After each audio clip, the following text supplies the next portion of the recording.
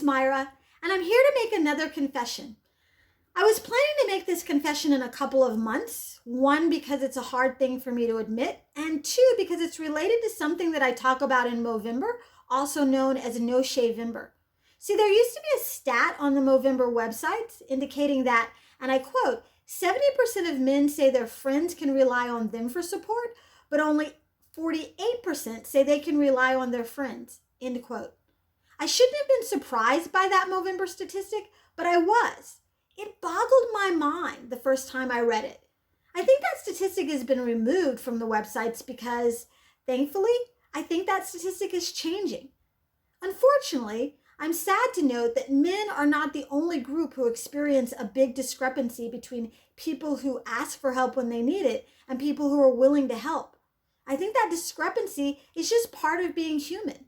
In fact, I think most people are more likely to offer help than to ask for it. It makes sense, right? Because dana, generosity, is one of the siddhis or abilities unique to being human.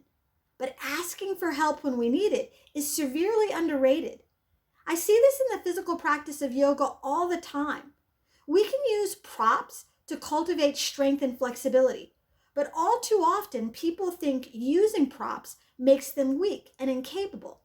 All too often, people miss the fact that there is strength and wisdom in recognizing and accepting our limitations with grace and figuring out a way to keep going. So, this is my confession. Are you sitting down? Because it's a bombshell. I am not only reluctant to ask for help, I'm even hesitant to accept help when it's offered. On the flip side, I'm quick to help others when I can. Granted, sometimes, like now, I help by being an intermediary. Oddly, I'm only slightly better at asking for help on behalf of others than I am at asking for help for myself. In a 1960s version of his sermon entitled 3 Dimensions of a Complete Life, Martin Luther King Jr. talked about the parable of the Good Samaritan and noted that while others on the road worried about what would happen to they themselves if they stopped to help, the Samaritan worried about what would happen to the person in need if no one stopped to help.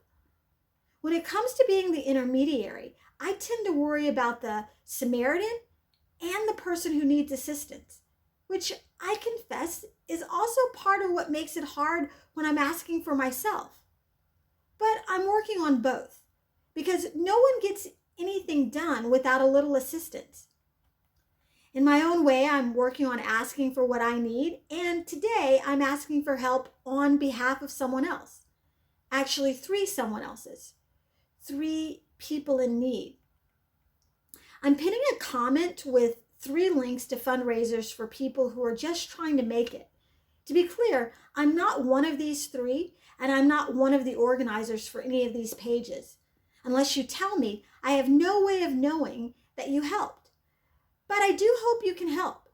I do hope you exercise your power of generosity. I also hope you join me again in 9 days.